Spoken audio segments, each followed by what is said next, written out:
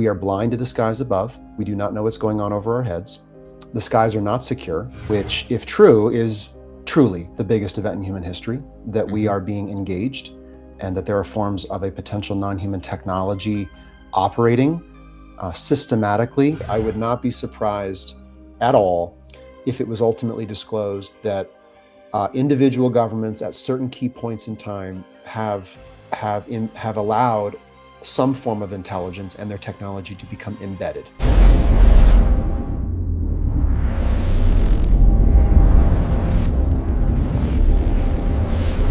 Hey everybody, welcome back to Watch Mojo's Unveiled podcast. I'm your host, Rob, and with me today is Reed Summers, host of the Emergent podcast, and a very busy fellow, a quite prominent voice in the UAP discussion. So I'm happy to have him back on the show to discuss the latest and greatest in the UAP world. Reed, how's it going? Nice to talk with you again. Good to see you again, Rob. Yep, pleasure to continue the conversation as this discourse evolves and more of the public gets into the reality of anomalies in the air, on land, and in the sea, and the increasing federal transparency efforts around that. For sure. So it's been probably about 6 or 7 months since our last conversation.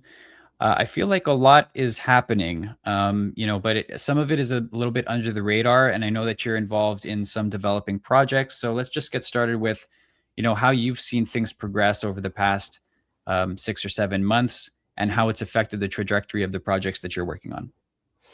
Yeah, well, a lot of movement, and yet also kind of one step forward, two step back, it seems, at many times. We had the congressional hearings last fall. I've spoken to most of the people who were a part of that and have been having conversations about the current state of the efforts to stimulate greater transparency on the federal front regarding UAP, unidentified anomalous phenomena, and the increasing push to examine the possibility that we're not just observing anomalies in the air, but we're actually recovering forms of technology on the ground, and that there might be some kind of an interaction at play with the intelligent controller of those structured vehicles, which, if true, is truly the biggest event in human history, that we are being engaged and that there are forms of a potential non-human technology operating systematically in the air as well as in the sea, and that we are getting increasingly robust signals back from everything from the first responder community, the experiencer community, and also the technical and scientific sensing community, that this is indeed the case. And so, testimony has taken us this far, in my view. We've had strong and credible testimony come forward by those from government and the military who have been brave enough to step forward as whistleblowers. But testimony can only take us so far. And we need to corroborate these statements and allegations with data. It's really data that drives disclosure. Data begins with detection.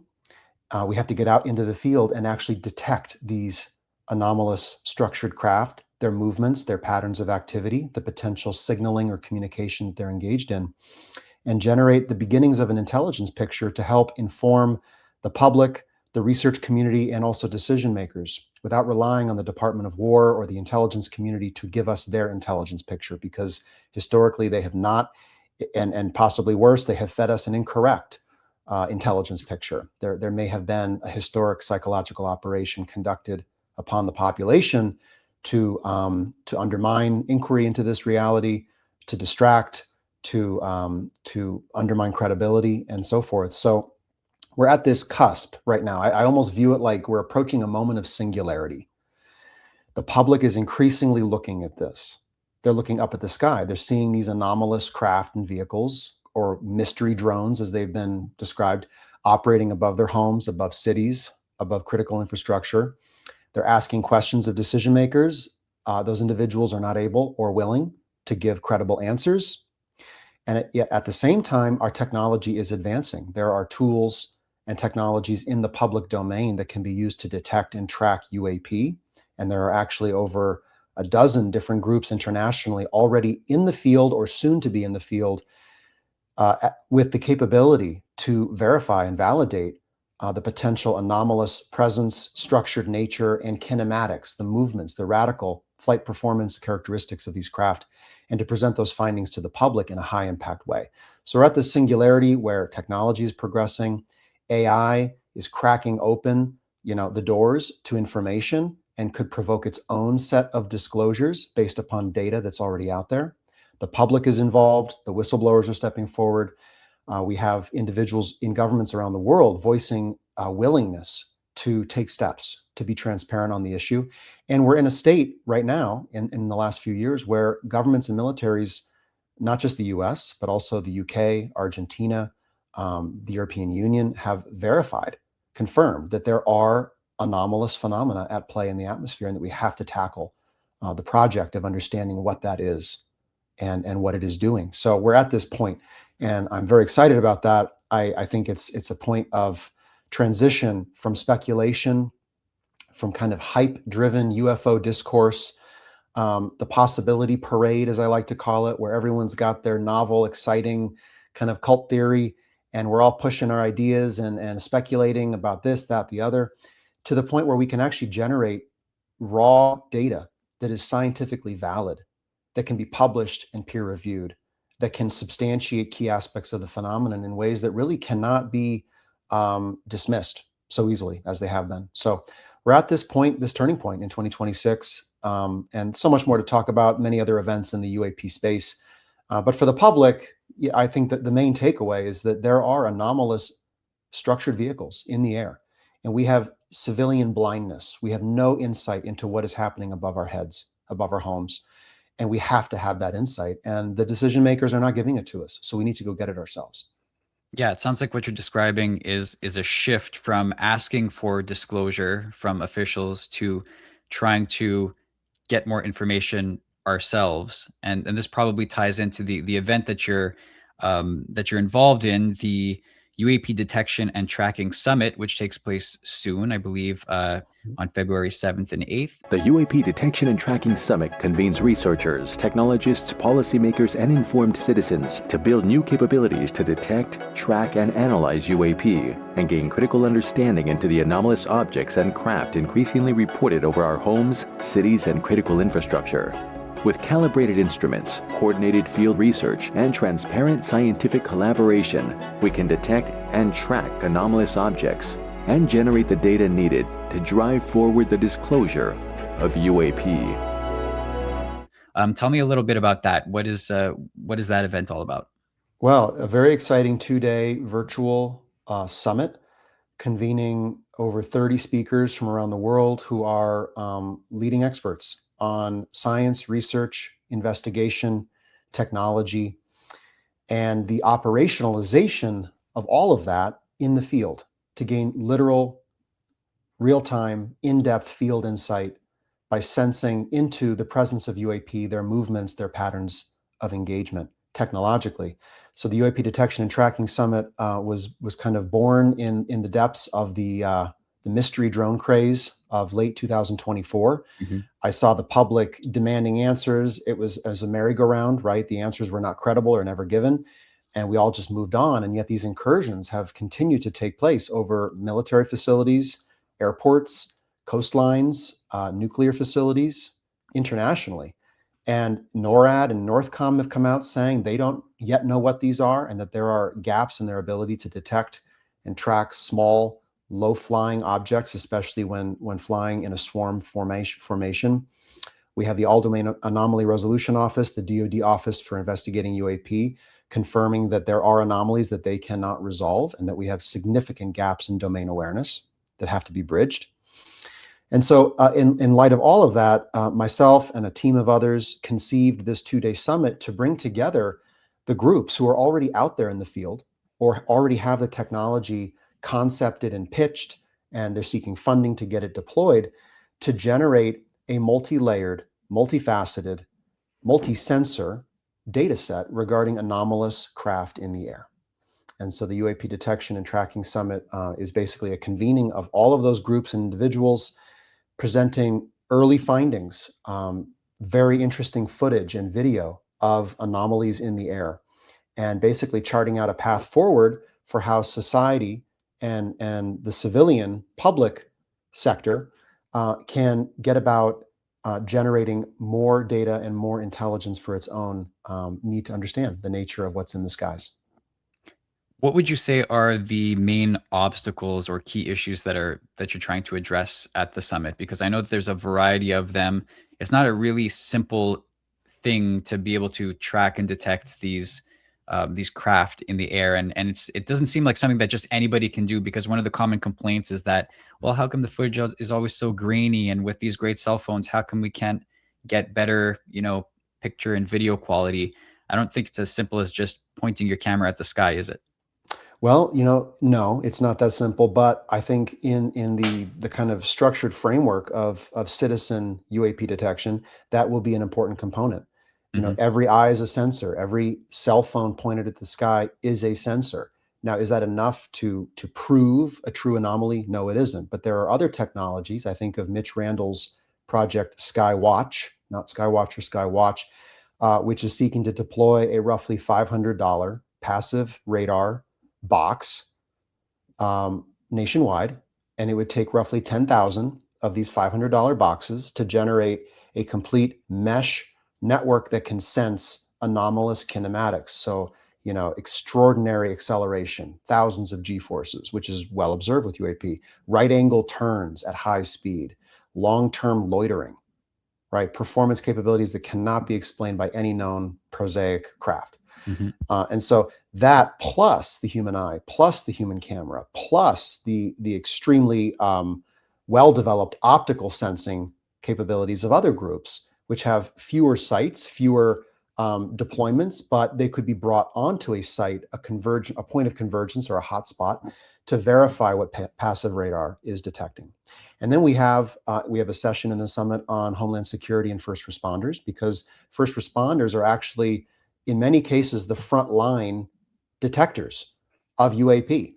They are That's out so there in the interesting. field. They're looking up. They're talking to people on the street level who have just seen something anomalous. They're capturing important testimonial data. Again, is that enough to prove UAP are real, or provide an intelligence picture? Of course not. But layered on top of the multi-sensor technologies that are being developed, the single broadly deployed sensor technologies, space-based sensing, acoustic, sonar, electromagnetic, all of these different ways that we can observe the Earth's atmosphere and near space environment.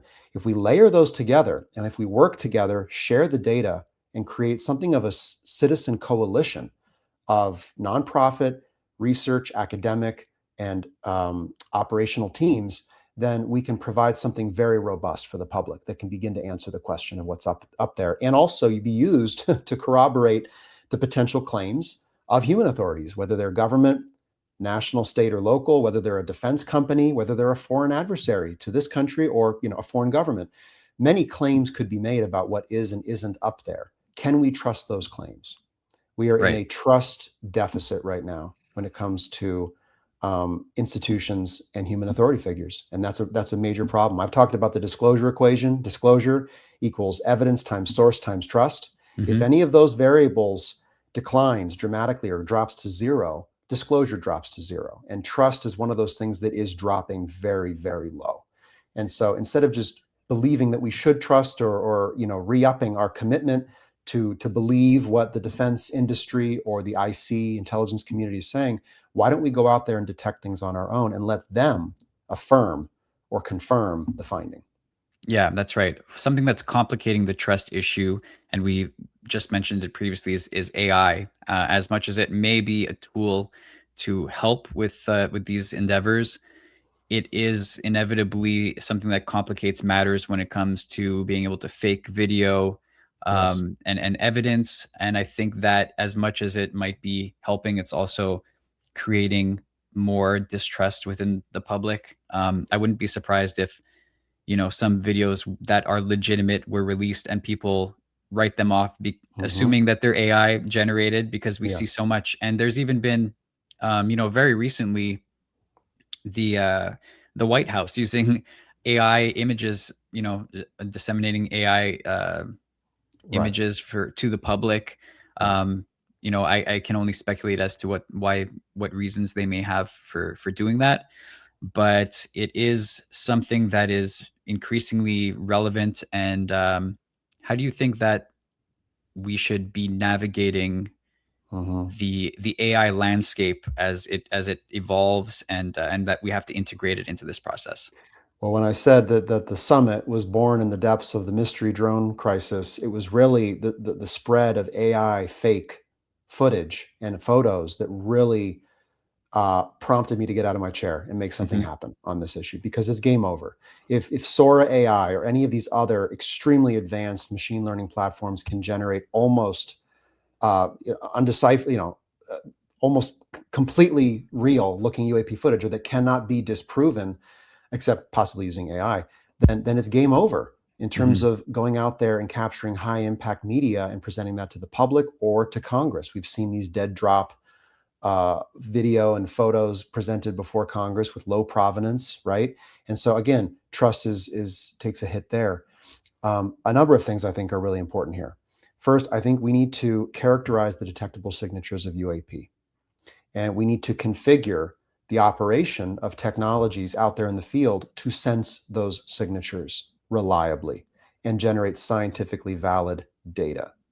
Now, if there are groups that can do that, if they can configure themselves to follow the characterization or the profile of what these signatures are, then maybe a trust signature could be generated, or a stamp, a verified UAP stamp could be put on photo and video in the future to say, this is the group that detected it, this is the technology they use, this is how they did everything from calibration of their technology to data hygiene. This is, are they willing to share the data? Is it peer reviewed, or is it privatized or corporatized, right? And so if groups are willing to comport their efforts to a coalition's kind of articulation of what the standard characterization is and the technological sensing should be, then we can provide high trust media to the public, and we can instantly differentiate that from low trust, likely faked AI content. I mean, the environment for the disclosure of this phenomenon is changing month by month and is worsening dramatically, in my opinion. Like I said, we are blind to the skies above. We do not know what's going on over our heads. The skies are not secure. And there are critical gaps in our awareness of various domains of the terrestrial, atmospheric, and oceanic environments. Right. So we live in a house in which the top floor and the basement are locked. We just Mhm. can't go up there. Anything could be up there or down there, right? And so, and we have very limited sensing abilities, especially in the ocean, which is, we at the summit tried to find a specialist who could talk to USO, or unidentified submerged object sensing. And I don't know if they're just not there or not willing to talk, but we couldn't find one, right? That's not a good sign. We have serious indications of severe aviation flight safety risks with UAP. There are reports and claims coming out that UAP are tagging and potentially intercepting civilian aircraft, flying in formation very close, super dangerously close to planes full of passengers, right? Now, maybe the UAP or whatever the technology is would never cause an impact itself, but there are pilots flying these craft, right? Mhm. There are technologies guiding the craft automatically that could malfunction. And in fact, UAP have been demonstrated to cause equipment malfunction and to perform acts of technical interference with craft in many different ways. And that is historic. That's throughout the phenomenon. So the risk of a plane full of people going down is real with this phenomenon. There's also growing indications of a psychological and physiological impact on observers on the ground. People have been harmed in encounters with UAP. That could be either unintentional due to just close proximity to the technology itself, or in some cases, there are events where there appears to have been the use of a directed energy weapon by an anomalous craft against another craft, a helicopter, for example. There's multiple historical cases of that in Sicily in 2004, in the 1970s in Ohio, and elsewhere. And in fact, I just interviewed James Fowler, formerly of Skywatcher, on my podcast Emergent, and he went through the flight safety risks of being in a helicopter in close proximity to UAP, actually chasing UAP, and having the helicopter literally halted in the air, its rotors unable to forward tilt to bring the helicopter forward in motion, right? So there's a kinetic aspect to this, Mhm. and there's a high risk component, if only because of human miscalculation. And we are in a world right now where the three dominant superpowers and an increasingly small and isolated group of world leaders within each are making tremendously consequential decisions to use violence and force to get their aims met.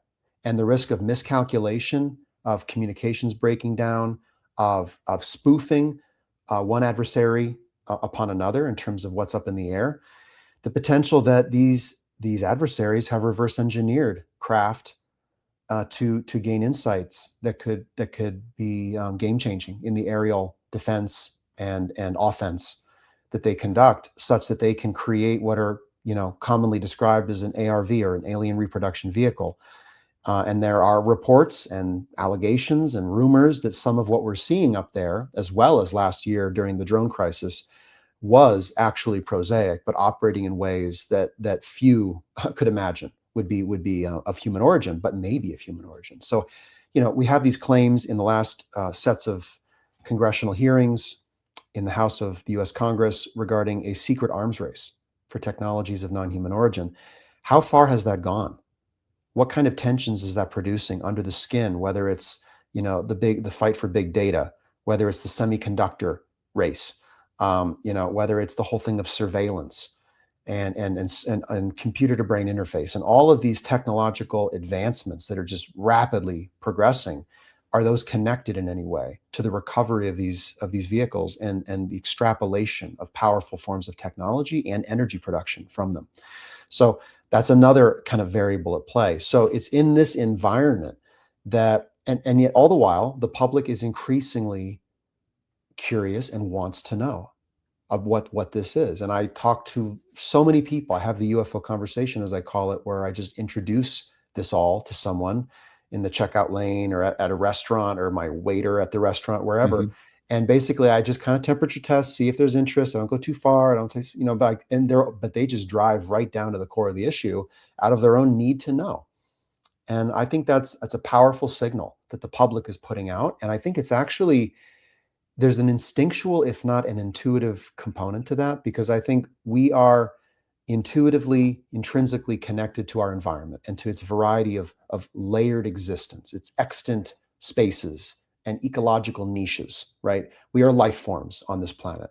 And there is a layer to reality that we are sensing intuitively exists. And these anomalies, call them UFOs or UAP, spark our awareness that there is that layer and that there's something there, right? And it's not just moon dust and gas and dark matter. It's intelligent. There's potentially life in that layer, and it may be here. It may be interacting with us. There's an intuitive component, and I would say a vast proportion of the human population is probably unknowingly queued up and queued in intuitively to this existence, but they do not have the conceptual framework, the language, right? The recognition cognitively, and communally, in terms of what we agree upon as our reality, to allow for it to be a part of their frame, their sense of what exists. But they already intuitively know that it does. And so as we have the conversation, as more people wake up, it is literally like a waking up. They need to have a credible path into the phenomenon to assess its various layers of what it can demonstrate technologically, psychically, and so forth, to look at the various aspects of how it's engaging with humanity, whether it's pilots in aviation, everything from crash recovery crews in the legacy program, or the people who are experiencers of the phenomenon. My family, multiple members of my family are experiencers. My father is an individual who believes he made contact in 1996. And he's not the only one who believes that has taken place. So we may already be object in a subject-object relationship that's forming. We're being engaged, but we don't know it. And the key component to me, well, one of, it's not the only, is we need credible data in the public domain that engaged citizens and citizen scientists and experts can use to generate an assessment of the phenomenon, both its presence, its activity, and ultimately its intentions, which is really where we have to get to. If we're dealing with an intelligence that's operating systematically, selectively, evading detection, embracing detection, right? Coming toward the observer like Skywatcher has observed. If there are instances of potential technical signaling or interference, if there is a form of psionic or psychic engagement, man, we had better wake up to the reality of a relational engagement with another form of intelligence. And so, but to get there, we need anchors, right? We need cognitive anchors, anchors in the public domain so that the Overton window can shift and authority figures can begin to speak at this and give, permission to the public to open a discourse that's more credible and less speculative. Yeah. Wow, so much there to unpack. But Skywatcher did come up a few times, and I wanted to ask you about that because I was following them quite closely. I thought that they were one of the most exciting organizations out there that was actually doing exactly what you described, collecting data and compiling it, and they had this whole framework for how to go about presenting all of the information that they gathered, getting it peer reviewed and everything, and actually integrating that into public domain in just the way that you described. And then things sort of went silent, and we haven't gotten an update from them in a while. There was a little bit of an update around Christmas time, but not no real details. And everybody who's been following them is kind of wondering what happened. And it's we can only speculate. I don't know. I spoke to Jake Barber, probably around the middle of last year about Skywatcher. This was around the time they were releasing their part 2 video, which was about the machine calling aspect of it. And then part 3 was supposed to be about the psionic calling methods, which to me are the most interesting part of it. I was very much looking forward to that. And so now it's kind of like seems to be in limbo whether we're going to get that or not. And I don't know the reason why they may have stopped, if it was internal things. You mentioned James Fowler had left the Right. organization. But I wonder, do you think that there are other obstacles maybe that aren't so obvious? Are there any institutional problems that may arise with an organization like that? It relates very closely to the themes of your event. So I'm just curious on your Right. take about that.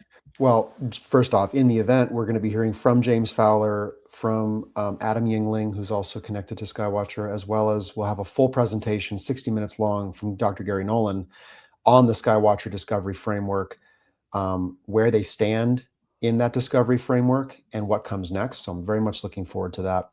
I've had some conversations with a variety of folks on the Skywatcher team or adjacent to it. And I think I understand some of the challenges that they encountered. I mean, at the basic level, resources to get people in the field consistently takes millions of dollars. To have a large team of professionals, scientists, technology specialists to actually get the tech itself, very expensive. Money is a big issue in the space. It's a resource-starved environment. And so that's a big problem. That's actually one of the other reasons the summit has been created, is to talk to the private sector people to say, if society doesn't provide the funds, I'm not sure we can rely on government to do so. And even if they offer us the funds, I'm not sure we should take it, right? We can't be doing the dirty laundry for the DoD with all of the signals that they've given regarding misinformation and disinformation. So where's the money going to come from? It's a big question. I think that's a component. James Fowler has spoken to this challenge that the Skywatcher team encountered, where they're collecting all of this observational data. So, okay, maybe they have a radar track that shows this dot went from here to there at this potential speed. And then maybe they had a camera, right, pointed at that part of the sky. How do you confirm scientifically in a falsifiable fashion, a testable and repeatable fashion, that radar track, that dot, or that blip is exactly where the camera was pointed, right? And if you put eyes on, binoculars, to confirm, to capture that level of detail operationally in the field on a hot summer day in Texas is very challenging. And so how do you translate operational findings into scientifically valid, peer-reviewed data? I honestly don't know. And that's actually there's a whole session in the summit on that, which is how can science begin to analyze and research and then publish findings based upon operational observations that are done in the field. So I think that's a component. Interesting, James Fowler also on the podcast a few days ago went into the origins of the mechanical signaling method, the dog whistle, as it's been described. And that actually did not originate with Skywatcher. I think that's well known. Um, but he clarified that it arose in a series of anomalous incursions during military red team, blue team tests.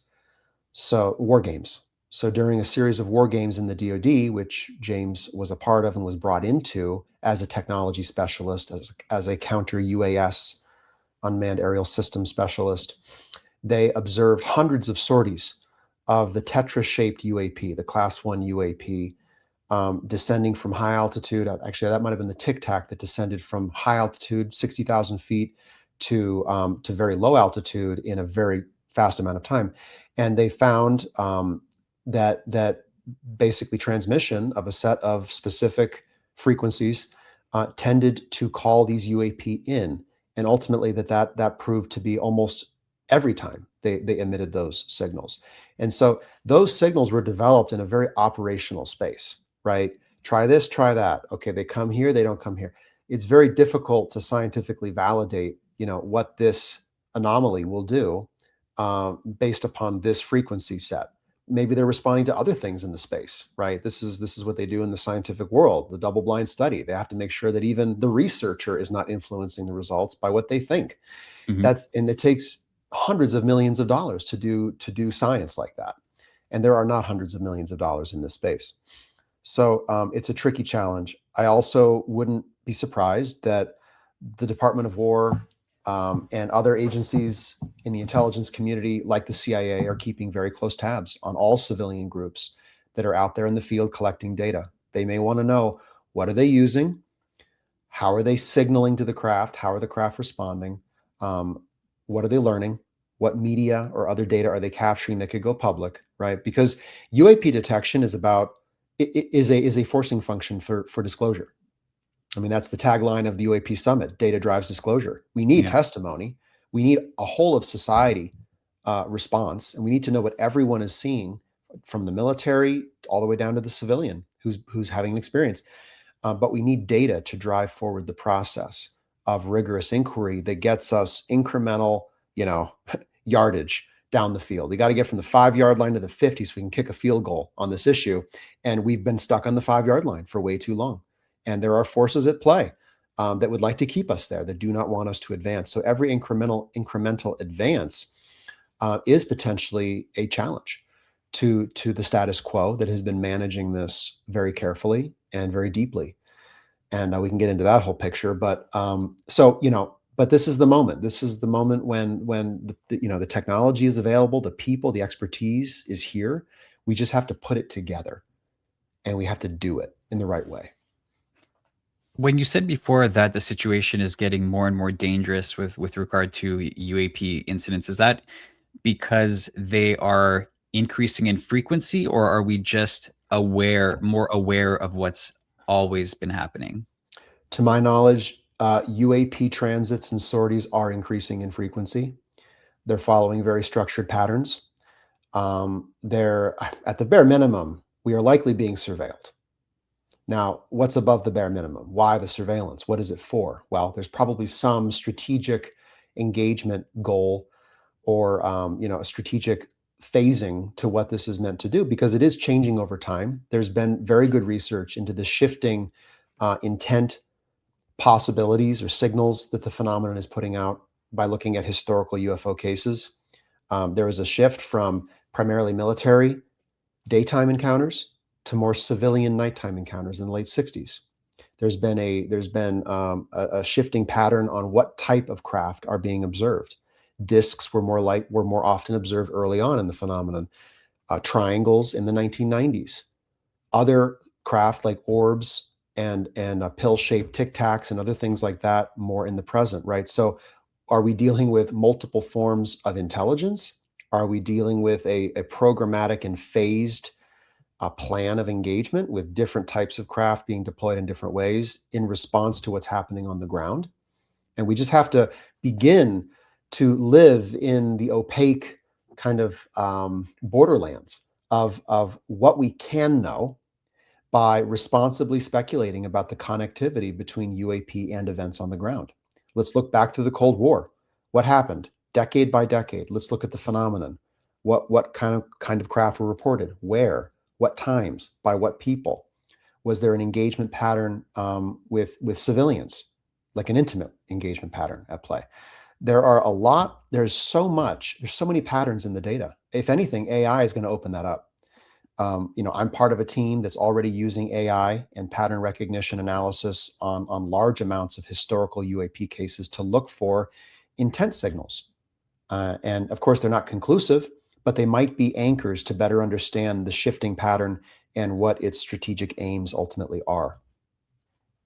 Yeah, I know that you're very interested in the intent aspect of this, and from everything that you just discussed with the different phases and shifts that we've observed over the decades, do you think it's more likely that we have a variety of groups, surrounding us with various intents, or is this more of a unified, what would you call it, initiative Right. that is rolling out? What is your opinion? Well, I'll just first say I do have my own opinions and my own thoughts, as we all do. My focus is really on what we collectively can come to assess, not what my personal pet theory is or somebody else's pet theory, because in the end, that doesn't advance the issue into the public. I want to gain key data, key intent signals, look at historical patterns to provide an assessment that most people can find plausible and that is backed up by the evidence. So that's a major focus of mine. What are we looking at? I have to speak to that because so often in UFO interviews, someone will be asked by the host, "So what is it? What are we dealing with?" And by and large, 90% of the time, they won't go there. I find that strange. We feel it unsafe to make a starting assessment of the phenomenon, Yeah. as if that is conclusion in and of itself, as if that then means we're not open to revising it or to new information as it comes. No, you have to assess early on.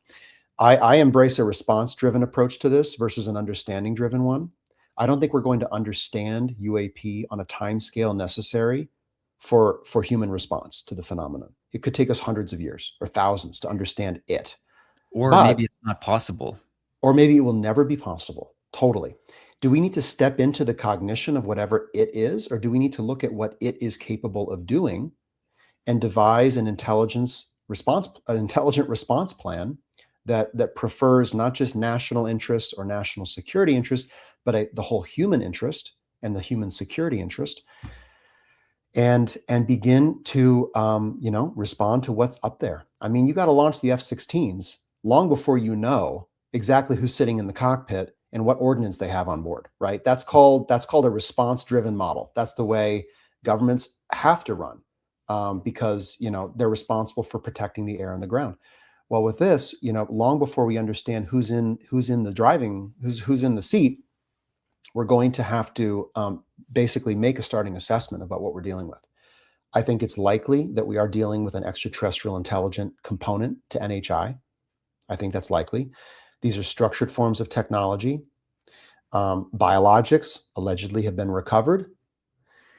The entities being observed, and this is across the board by I don't know how many tens of thousands of direct experiencers, are that of evolved entities with digits, hands, structures of body that suggest evolution in a planetary or interplanetary environment.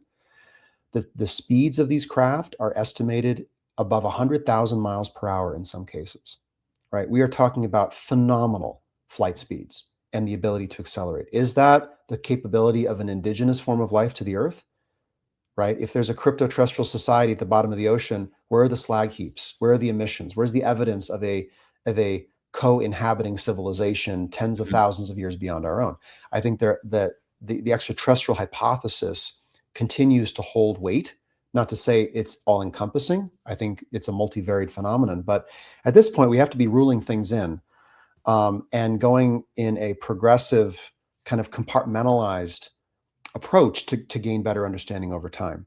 If we're dealing with physical structured craft, with biologics on board, with entities who have evolved in terrestrial environments, then their intentions for being here could be many, but it does narrow the field. It narrows the field of possibilities to a zone of probabilities. And I think there's probably 2 or 3 probabilities that deserve our attention the most. I would not be surprised if we are dealing with multiple forms of life in whatever the ecology is that we exist within. You know, it's interesting. There's this analogy of, hundreds of years ago, someone could have said to you, there are invisible microbes that can cause you to die in days. People would have laughed at them. No, only God can provoke that kind of a result, right? There's Yeah. no such thing as an invisible form of life that can hurt you, harm you, make you sick, cause the termination of a pregnancy, right? Absolutely paranormal at that time. Well, they just didn't have the sensing capabilities to look into that layer of their reality. It's the same with UAP. We imagine, no, there can't be something up there of multiple species here for multiple intents that are surveilling us, gathering data on us, possibly influencing us, possibly redirecting us as a society, introducing technology. Can't be. Well, that's because we can't detect. And that's exactly why this summit was created, is because if you can't detect, where are you in the intercivilizational exchange? You're nowhere. You don't Mhm. even know where you stand. You cannot engage. You cannot sit down at the future table of diplomacy and negotiate, wills, purposes, and intents of our own kind and of their kind, whatever its kind is, right? If you can't even detect, that's like the most basic capability for territorial sovereignty that Yeah. sets up every other, negotiating chip on the table to come. So it's basic, and I think that's where we stand today. I mean, we are children in the universe, and I don't think we should demean ourselves as many might to say that we're primitive and warlike and we don't. They deserve this planet more than we do. I see no reason to think that way. It definitely does not work in our interest to do so. I think we have to kind of own up to the moment that, all right, what happened possibly is during the 20th century, we flashed the universe with 2,000 nuclear detonations. We triggered a programmatic engagement, which began in an observational phase and then an active surveillance phase and then a direct incursion. And that direct incursion continues to this day, to last week. You can just open up X and look at UAP incursions. They're happening all over the world, right? And so this is the game we're in.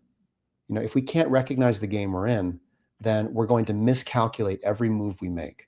And I know for myself and those who I work with in the Human Institute, it's stemming from this recognition of the scope of the challenge, and the process of what it takes for a species to recognize its place in the larger ecology, that it exists in an ecological niche that might be desired by other forms of life. It's valuable living space.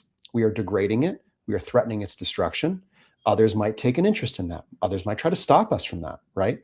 But we still have to negotiate with these other forms of life, and find a path forward for our own species in what might be an interstellar environment that we find ourselves in.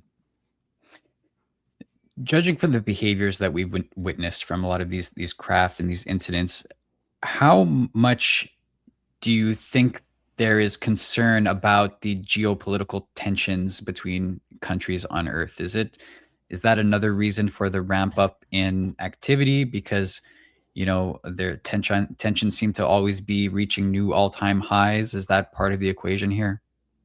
As I look back on the 20th century, I see very clear signals of a historical trigger.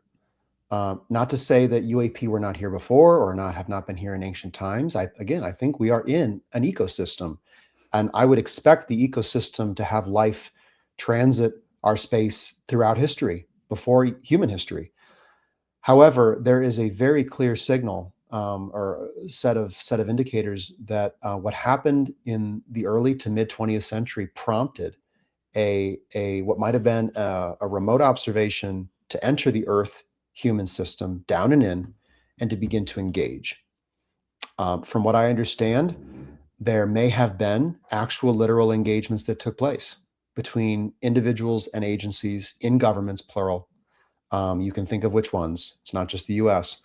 And that there was an exchange of some kind, whether of information, of technology, access, and that was that is the toxic thing under the skin of some of these adversarial relationships that have evolved since the 1950s into the Cold War era. I think there are indicators that JFK knew about this, was attempting to make overtures to the USSR, the historic enemy of the United States, because not just for science and discovery, not just because wouldn't it be nice to know? No, because what the phenomenon was and what it was doing. And I think he was silenced for that.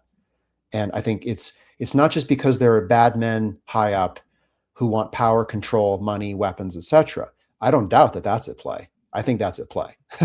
That's a part of why there is a secrecy, but it's much bigger than that.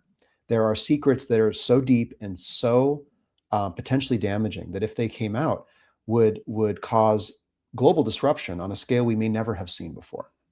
That's something to just pause and take in. And it's not all because of what we have done, it's because of what the phenomenon is and has done as well.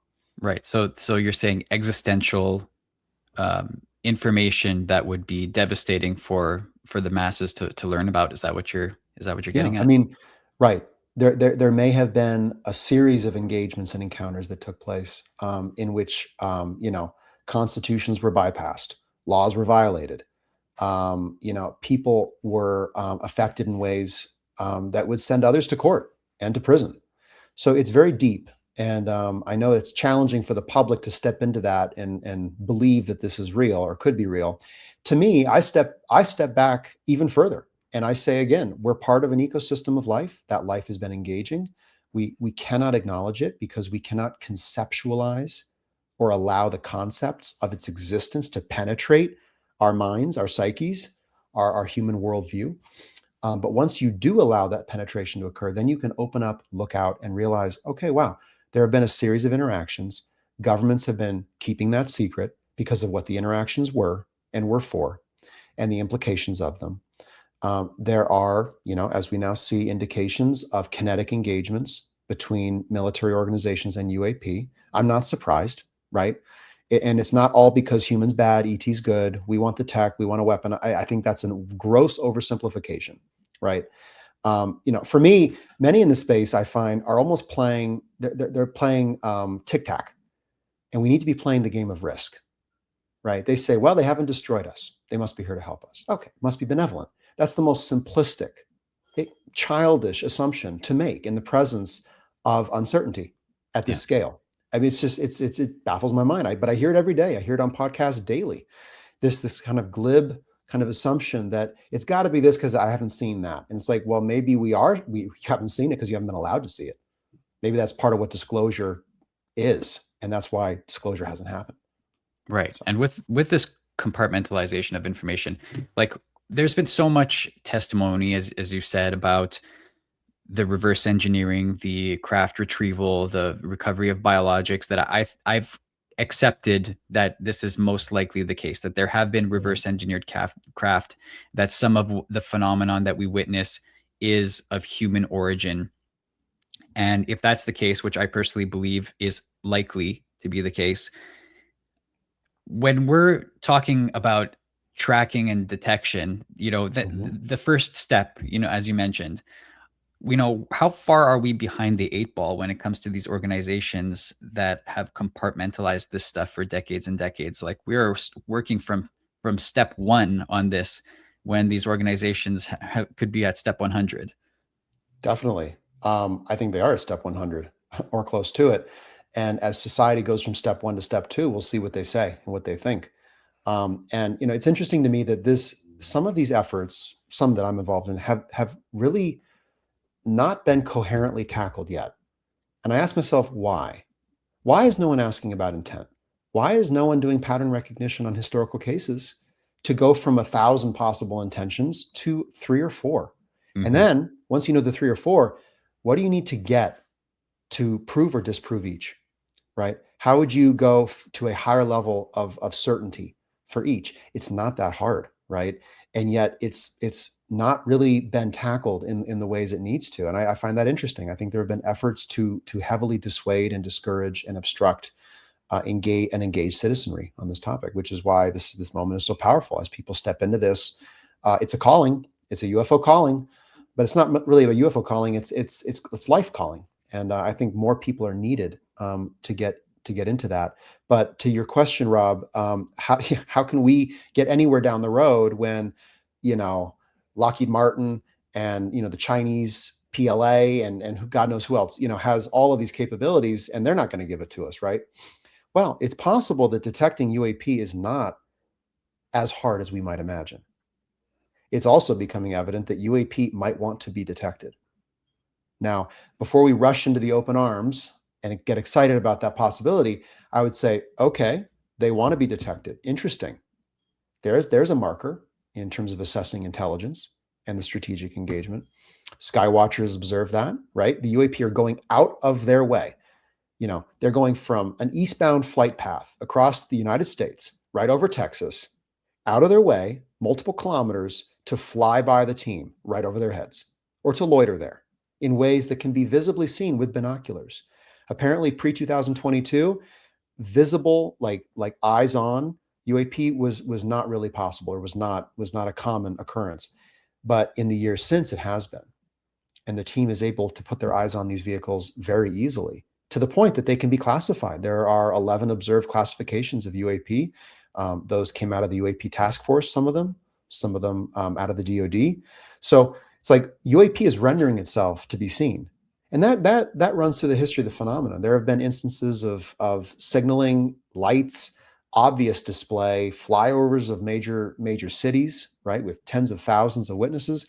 So there is a show of presence. I think some of the nuclear incursions may be a show of force. Some of these, the buzzing of a flight line of our most advanced F-22 fighters, or a swarming of them in broad daylight. I mean, come on. Someone is trying to say, we can do this, and you can't stop us. So what's the so, right? Is it don't disclose? Is it you better not put your stuff in the air? Because, I don't know. There's multiple possibilities there.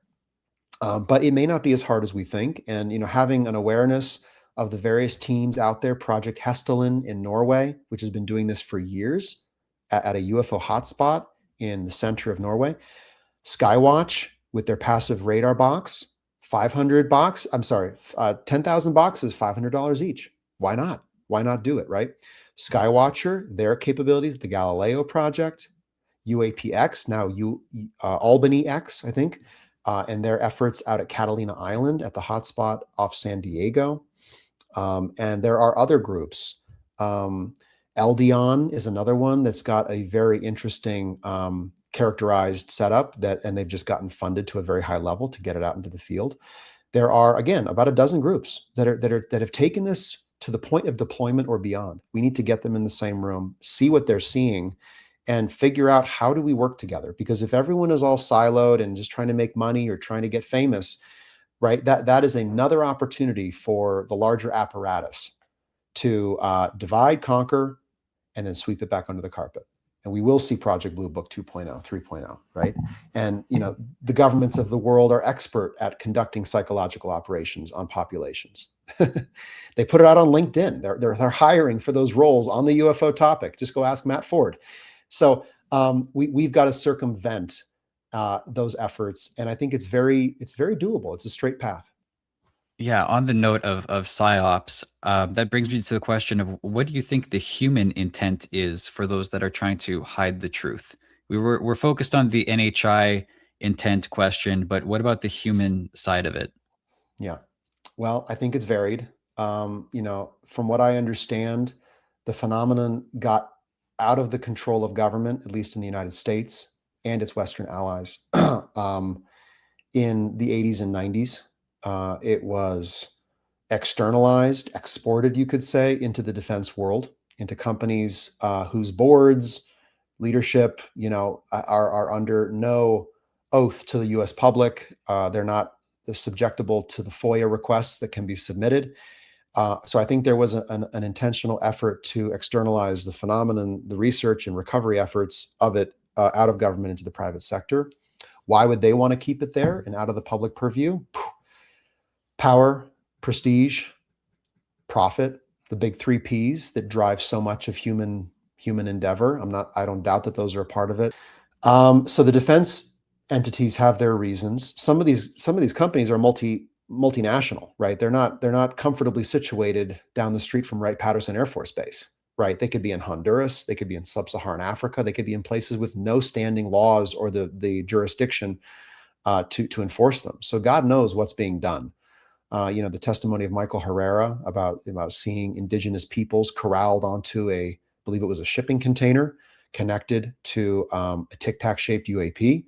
And, we hear other testimony regarding the GATE program, regarding recruiting or abducting psionically capable individuals out of vulnerable societies, and using those individuals in government programs.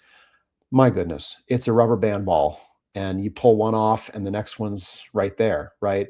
I just think it's important. I'll also, the rubber band ball gets bigger because I think there is a geopolitical nature to this. I would not be surprised at all if it was ultimately disclosed that individual governments at certain key points in time have allowed some form of intelligence and their technology to become embedded, and to enter a form of a collaborative arrangement, and to build out a collaborative infrastructure. And the governments around the world all have secret infrastructure underground, some underwater. Now, what is that housing?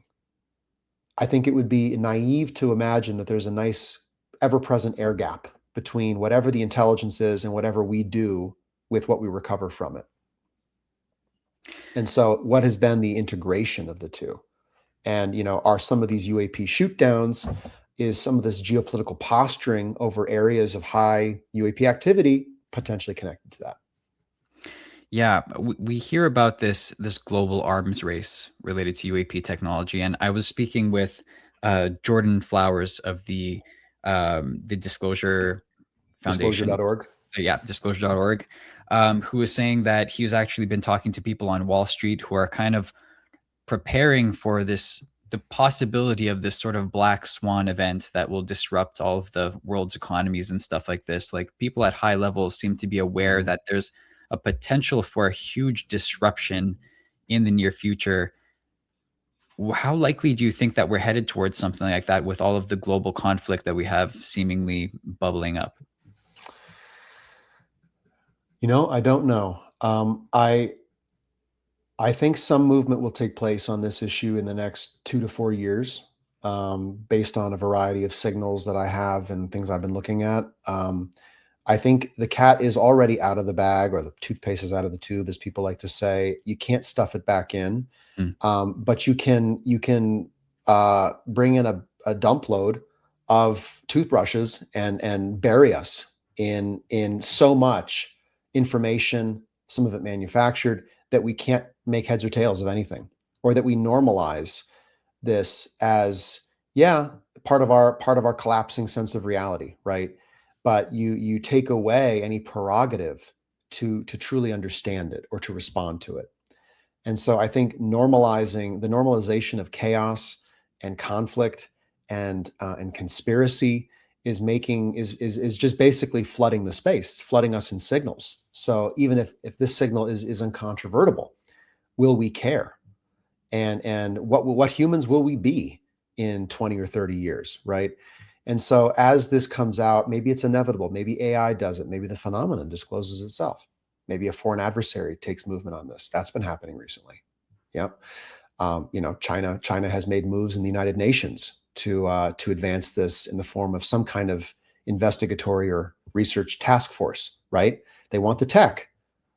Understand, right? So it could come out, but what kind of world will we have when it comes out? Will we even know what's up or down at that point? And that's what I worry about, is how to think straight in a strong headwind of half truth, mistruth, and everything in between. So yes, there have been indications that the markets are preparing. There was a high level law firm that advised a variety of their clients to prepare for disclosure related market shocks, and also lawsuits regarding claims surrounding exotechnologies, crimes committed,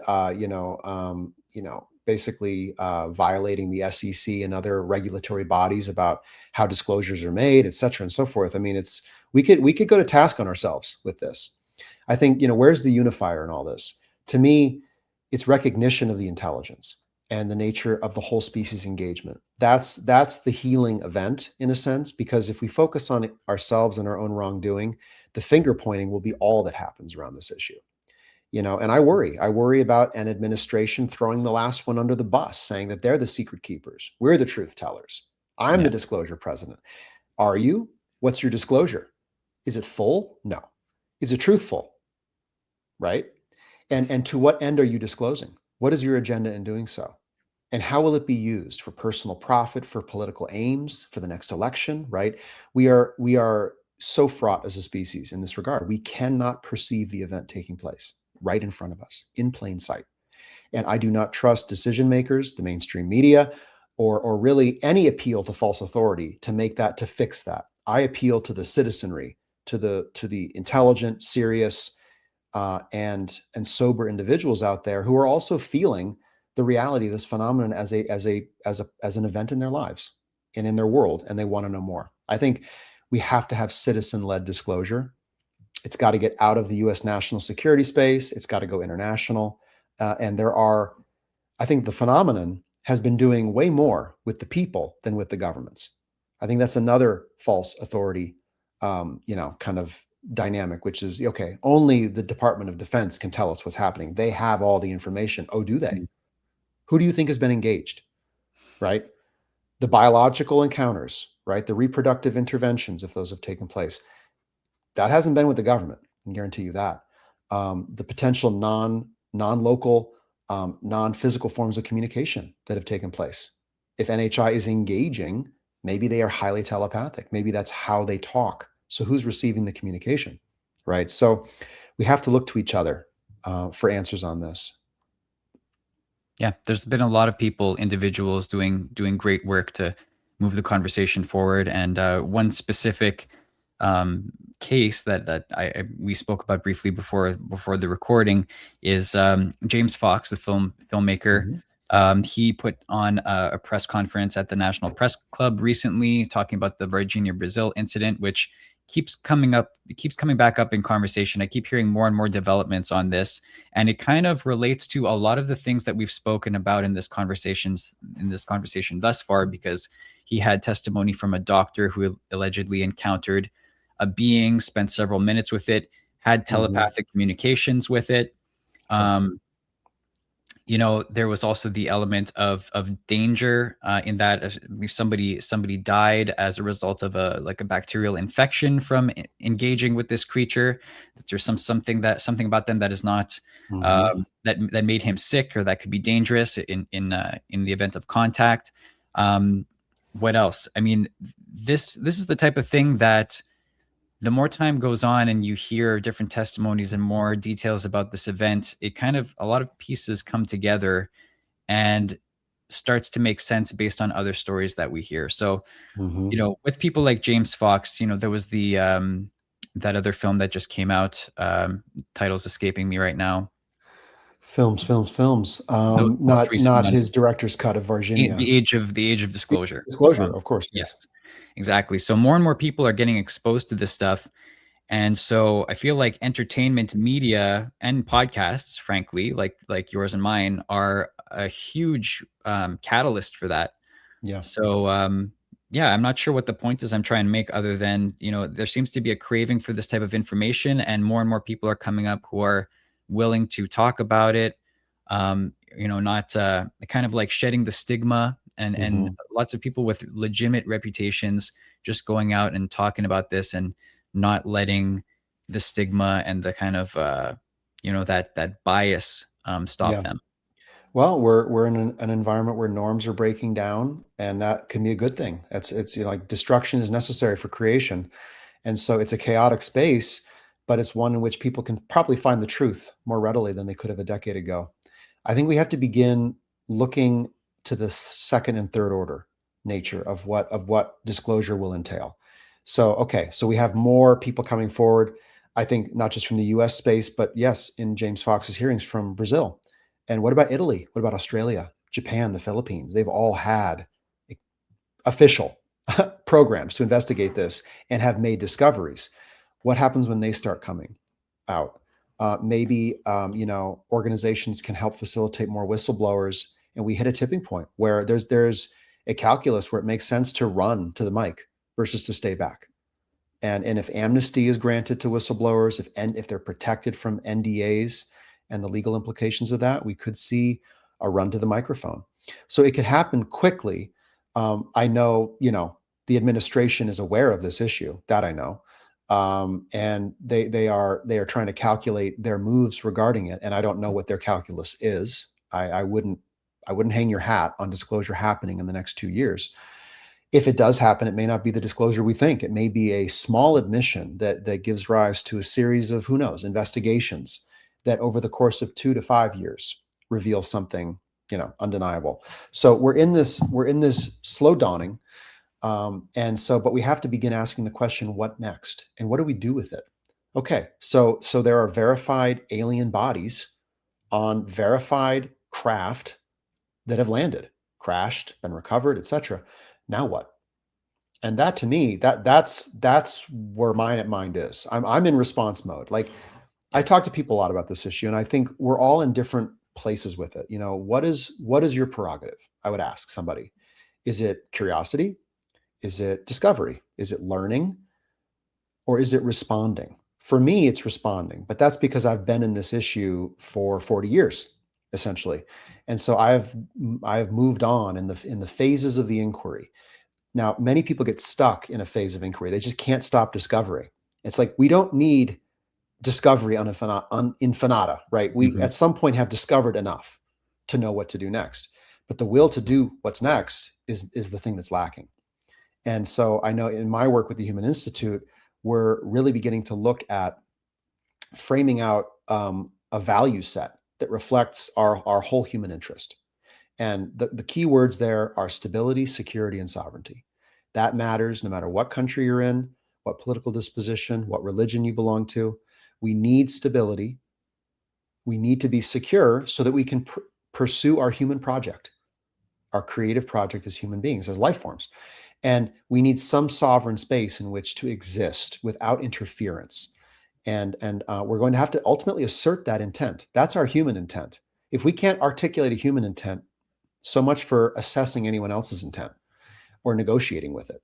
So how will the intergovernmental community and all of its multilateral frameworks, its treaty-based organizations, contend with a phenomenon that does not respect our boundaries? They are transiting boundaries at will, and we cannot stop them. How do we manage that presence? How do we speak as one voice and not 192 voices? So this is the next order challenge. And I would say, for anyone who wants to get involved at that level, there are great ways to do so. Reach out to me. I will route you as best I can. But disclosure is coming. I don't know when, and I don't know how long it'll take, and I don't know to what degree we will have disclosure. And I definitely know that the civilian population will be a big part in corroborating disclosure and in filling out the picture. Right. So that it's not false, and highly limited in nature. But then what comes next? Yeah. Well, I mean, there's many who would say that disclosure has happened and that it's acceptance that needs to be the part that comes next. Right. Because there is an abundance of information out there that if people are just willing to look at it, they would find out some amazing things. You've spoken to so many people on your podcast thus far. Has anybody really surprised you with their perspective on this phenomenon? I honestly, because maybe it's because it's fresh in the mind, but I mean, the conversation with James Fowler that I released this Monday, a few days ago, really struck me. I mean, it painted a picture of an insecure aerospace environment that I think everyone wants to know about. I mean, if they're on a flight from San Diego to New York City, and there's a UAP tagging the craft, you'd want to know that, right? And we see cell phone footage, be it authentic or manufactured. I cannot validate each one at this point, but we see footage from people inside aircraft, pilots as well, of bizarre anomalies in the air. Wouldn't you want to know about that? The prevalence of it, how many of these are up there, right? What are their flight patterns? What cities are they flying over most? Are they entering and exiting the water? Where? Do you want to be swimming on that beach? Right? Do you want to go sit out in the desert where these craft tend to converge? Maybe not. Maybe you don't want to camp there. I mean, and before you rush out to psionically engage them in a CE5 experience, where we meditate and open ourselves up to the flow of information, we might want to think twice about the extraction of information, right? We are data emitters. We are probably putting off a true psychic fingerprint that is very unique to us, that is a detectable signature of human beings. So we have to reverse this object subject thing where it's like, it's us looking at the anomaly. We can observe it. What it's observing us, right? You think we're putting off the dog whistle, right? No, us putting off the dog whistle is the dog whistle for them. Yeah. They're whistling us out into the desert. Now, I think we absorb that to some degree. We embrace that as a controlled setting for observation and understanding to be generated. But I think a protective posture is needed. And, I look forward to the summit. We're going to have a great panel of first responder experts, as well as one speaker from the Major Cities Police Chief Organization that released a UAP guide for law enforcement agencies nationwide. Monica Alness-Niklaus, she'll be speaking. And I look forward to that talk because that's going to give a very interesting dimension to what is being called in to first responders. How would they report that up the chain? How would they, fulfill their public safety mandate in the presence of all of this anomalous activity going on? Yeah, that's a very cool element because first responders is not something that I have ever heard anybody mention in the context of UAPs before, but it makes so much sense in that, they're at the scene whenever something happens. They're the ones that are there. So that's And, pretty cool. some say there's still no evidence. I contest that. There absolutely is evidence. There's ground radiation effects, right? There's anomalous impacts on vegetation. There are biological effects in people. People have been killed. People have died as a result of whatever happened in the encounter. We can't speculate about the nature of the encounter or the full scenario, but I mean that is evidence. That is medical evidence that we could be collecting, and first responders are at the front lines of collecting it. So I know Americans for Safe Aerospace has also reported recently on air traffic controllers being encouraged to report UAP much more. I mean, they're seeing stuff on radar daily. Ryan Graves of that organization, he'll be speaking at the UAP summit. He's shared that extrapolating from his pilot reports that roughly half of commercial aviation pilots have had a UAP observation in the air. Well, I have spoken to one commercial pilot in my life, and he has had a UAP encounter, which was kind of cool. Only one in his career, but he did mention he described a green orb being very far out on the horizon, and then approaching his plane very rapidly and changing directions and shooting up into the clouds. He was kind of like between two cloud layers, so he didn't get a full view of the sky, but it came right towards him and then disappeared upwards into the clouds. So, I'm one for one in terms of pilots that I know who have had a UAP story. I encourage people, if they're watching, you're probably interested in this topic, I would hope. Talk to some random person. Just say, I'm interested in this UAP issue. You tracking that? You've seen the congressional hearings. You've seen what's coming out from pilots, etc. And if you find someone, what you're going to find is someone who says, oh, I know they're real. Well, how do you know they're real? Because I saw it. What'd you see? And I have heard some amazing stories. Some of them told, they say, pretty much for the first time outside close family, that are pretty unbelievable. And I remember one, this was just a little while ago, this young couple with their friends, like 5 friends, was camping on a riverbed in Utah, kind of like a rafting trip where you spend the night on the beach, and they're having dinner at 5 o'clock in the afternoon, kind of low light, getting a little dusky. And this shiny spherical orb flies down the canyon, feet above the river's surface, and just right in front of them.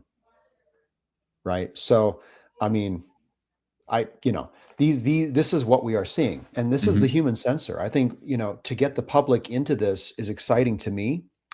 I think public engagement in detection and tracking efforts is super exciting to me, because that means we are not just passive witnesses or we're not just ingesting information. We're actually part of the process of disclosing this. Absolutely. So every person who generates data and is engaged in that process, they're doing disclosure. Now, if you have the UFO conversation and you do it credibly, you are disclosing the phenomenon. I disclose the phenomenon to hundreds of people monthly, right? And I enjoy it. It's great fun, and people love it, and people want to know. That's disclosure. So that times 1,000 or times 10,000, I mean, that's how we move the ball as well. It's the conversation. It's the citizen engagement in science, data collection. And so some of the groups speaking at the summit are, they have iOS and Android apps already configured and ready to deploy to let people corroborate findings on passive radar with the naked eye and with their cell phone camera. So Yeah. that's super exciting. Definitely. Lots of cool things on the horizon. Before we wrap it up, is there anything else that you wanted to tell the audience about the summit? We'll have links to it in the description of this video so people can check it out if they're interested. But what kind of parting words can you leave us with regards to the summit? Sure. Well, spots are limited. I really hope the public will be there in addition to the science, research, and federal crowd. So bridging those gaps is a major inspiration of mine. I'm sure we can get a promo code out to the crowd who's watching to give them a discount on attending. It's going to be a high octane 2 days. If you register, you'll have access to the recordings instantly. So there'll be a lot to weed through. I look forward to getting people frontline insight, real-time data, and field observations of UAP through this event. You're going to learn about what these groups are seeing now. And in some cases, they'll be sharing it for the first time. So I really hope people will be there. I also want to share that I'm one of the conveners of a series of research, science, and investigators on NHI. It's called Investigating NHI. We just had Dr. Gary Nolan speak, Beatrice Villarreal. And so we're basically calling out to the science and research community out there who's ready to begin to talk about what it would take to investigate the reality of NHI scientifically and generate the beginnings of a new field of science on non-human intelligence. So highly recommend the public get in on that. It's all free to attend. And I also want to let people know about a very exciting platform I'm launching in about, well, I shouldn't promise when I'm launching it. I've learned to not do that, but it's weeks or months, and definitely less than 6 months, is UFOevidence.com. And that platform is going to be a narrative and media-rich onboarding to the phenomenon at the various types of phenomena, the various effects of UAP and alleged NHI, and deep, exciting, interesting, expert-led analysis of cases and the evidence toward an understanding of what is the best evidence, how do we score and rank evidence, and how do we generate a probability statement regarding UFO evidence. So all of that will be out there in the public soon. And I really encourage people to get over there, UFOevidence.com. If you sign up for the email, we'll add you to our beta user list, and we'll get you early access, and you can look around and feedback to us. It's going to be a community-involved platform. So it's expert-led. It's also AI-driven, but it's very much community-shaped and involved. Awesome. You got some great projects going on. Very busy recently, and I'm happy to see everything coming together. I'm really looking forward to the UAP Summit. That's going to be really cool. And of course, everybody, please check out Reed's podcast, Emergent. It's excellent. Some great interviews up there, and I'll have links to everything in the description of this video. So, Reed, keep up the great work. It's always interesting talking to you. I really enjoy our conversations, and I look forward to doing it again. Thank you, Rob. I'm in it for the long haul. So I'll be here in a decade or two, still doing All right. this. Same here, hopefully. All right, great. Take care, everybody. Thanks for watching. The technology is available. The expertise is here. The capability to understand what's in our skies is finally within reach. We invite you to join us.